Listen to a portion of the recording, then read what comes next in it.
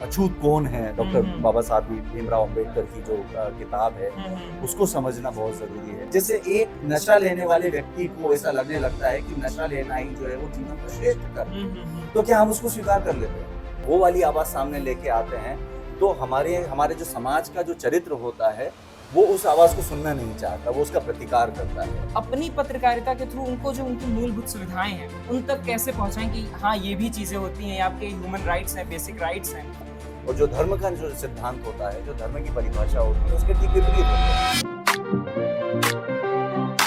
हमारे साथ श्री सचिन कुमार जैन जी हैं। सर मैं आपसे बस एक छोटा सा प्रश्न पूछना चाहता हूँ, ज़्यादा समय नहीं लूँगा आपका। सर अभी आपने जैसे आप समाज पे सर इतना कुछ आप लिखते हैं, इतनी आपकी किताबें आई हैं समाज के ऊपर। सर मैं ये जानना चाहूँगा सर पत्रकारिता का विद्यार्थी होने के नाते कि मास कम्युनिकेशन के थ्रू जो है समाज में सर कैसे कल्याण की जो भावना होती है वो कैसे मैं अपनी पत्रकारिता के थ्रू जो है वो कोर सामाजिक दिक्कतों को सर दिखा सकता हूँ आपके हिसाब से?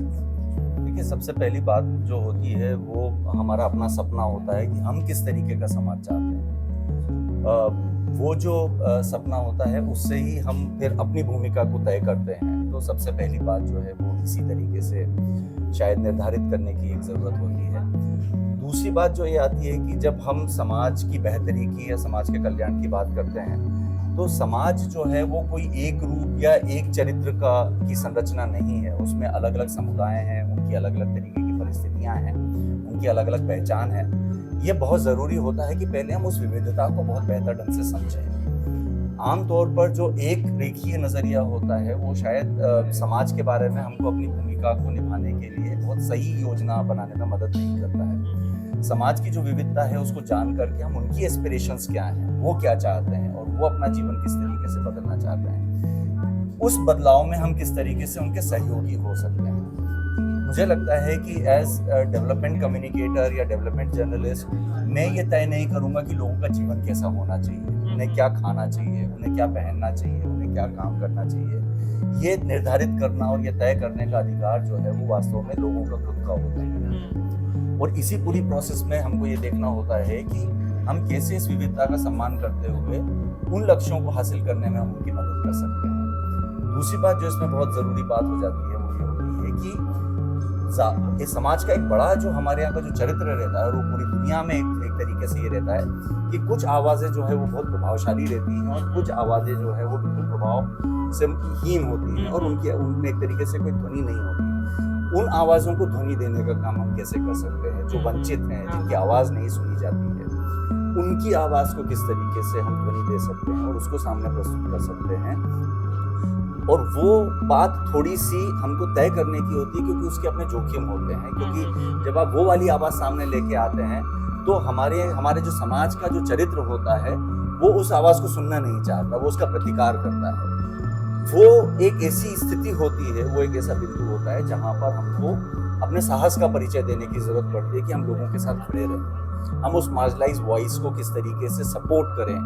वो हमारी एक बड़ी भूमिका वहाँ पर हो जाती है। और इसीलिए मैं ये मानता हूँ कि पत्रकारिता जो है वो निष्पक्ष कर्म नहीं है, उसमें पक्षधरता होती है और पक्षधरता होती है वंचितों की, सत्य की, अहिंसा की और मूल्यों की। ये पक्षधरता के साथ ही जो है वो हम आगे बढ़ते हैं। इस भूमिका को निभाना मुझे लगता है उस नजरिए से जरूरी है सर। और अच्छा जैसे ये है जो निर्बल है समाज में, जिनकी आवाज़ें बहुत कम उठती हैं समाज में और बहुत दिक्कतें जो फेस करते हैं। सर मुझे ऐसा लगता है कि जो मूलभूत सुविधाएं हैं, जैसे मैंने बहुत लोगों को देखा है, बहुत जगह देखा है कि समय के साथ उन्हें आदत हो जाती है समाज में वही दब के रहने की और उन्हें मूलभूत सुविधाएं जो होती हैं उसके बारे में भी ज्ञात नहीं होता है। तो अपनी पत्रकारिता के थ्रू उनको जो उनकी मूलभूत सुविधाएं हैं उन तक कैसे पहुंचाएं कि हाँ ये भी चीजें होती हैं, ये आपके ह्यूमन राइट्स हैं, बेसिक राइट्स हैं, जिसको लेकर के मुझे लगता है अभी भी कहीं ना कहीं जो है हम पीछे ही रह जाते हैं। सबसे पहले उसमें इस बात को समझना बहुत ज़रूरी होता है और शायद अपने लिए पहले ज़रूरी होता है, इसके पहले कि हम लोगों की बात करें, कि ये जो दलन है जिसको हम बाद में एक तरीके से सिस्टम के तौर पर देखने लगते हैं, सामाजिक व्यवस्था के तौर पर देखने लगते हैं, चाहे वो कास्ट सिस्टम हो, क्लास सिस्टम हो, जेंडर बेस्ड डिस्क्रिमिनेशन हो, जेंडर बेस्ड सिस्टम्स हो सोसाइटी के, ये बने कैसे, इसके पीछे का सत्ता का जो सूत्र है वो क्या काम कर रहा था, इनको जस्टिफाई कैसे किया गया, इनको कैसे जो है वो एस्टैब्लिश किया गया। समाज में कई सारे ऐसे व्यवहार और ऐसी व्यवस्थाएं हैं जिनको धर्म के नाम पर स्थापित किया गया है, लेकिन वो बुनियादी तौर पर धार्मिक मूल्यों और जो धर्म का जो सिद्धांत होता है, जो धर्म की परिभाषा होती है, उसके ठीक विपरीत होते हैं। तो हमको सबसे पहले वो जो जाल है उस कंस्ट्रक्ट का कि ये विचार और ये व्यवस्था बनती कैसे है, पहले उसको समझना बहुत जरूरी है। और जब तक हम उस चीज को समझेंगे नहीं, तब तक हम इस मानस से नहीं उभरेंगे कि लोग उसी व्यवस्था में रहना चाहते हैं, क्योंकि जो शोषण करता है वो भी यही मान के चलता है कि मेरा अधिकार है, और जो शोषित हो रहा है उसके मन में भी यही भाव रहता है कि शोषित होना जो है वो मेरे कर्म का फल है, ये मुझे जो है वो ईश्वर ने मुझे ये स्थिति प्रदान की है, ये उसकी मानसिकता बना दी जाती है। इसमें बदलाव लाने के लिए हमको वो जो मूल संरचनागत व्यवस्था है उसको समझना बहुत जरूरी है। उसको समझे बिना, और उसमें हर चीज शामिल होती है, उसमें धर्म शामिल होता है, राजनीति, अर्थव्यवस्था, उपनिवेशवाद, स्वतंत्रता, संविधान, ये सारे हिस्से जो हैं उसके हमारे अध्ययन के संदर्भ में सामने आते हैं।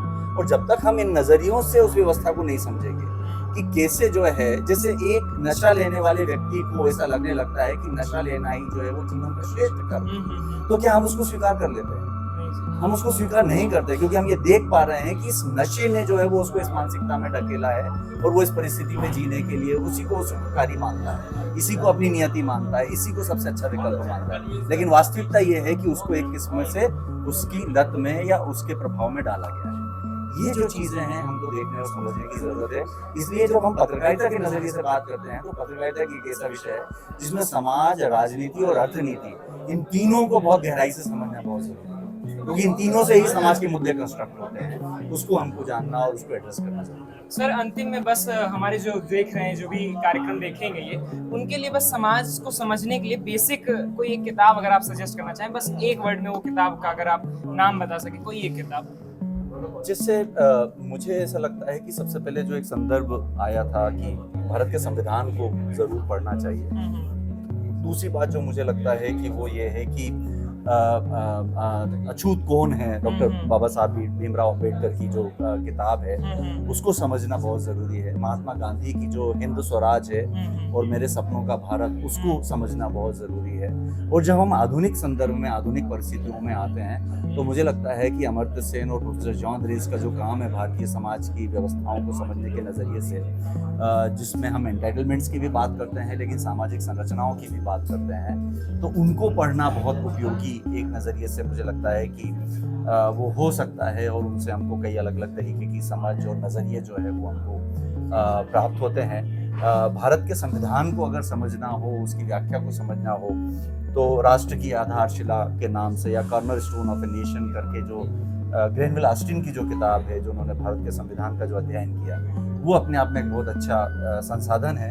इनको बहुत बुनियादी तौर पर समझना बहुत ज़रूरी है, क्योंकि व्यवस्था और व्यवहार के पीछे की मंशाएं क्या हैं और भाव क्या हैं, उसको खंगालना और उसको परखना बहुत ज़रूरी होता है। इसलिए शायद इस तरीके की क्रिटिकल थिंकिंग वाले अध्ययन को लाना बहुत उपयोगी हो सकता है। बहुत बहुत धन्यवाद सर अपना समय देने के लिए।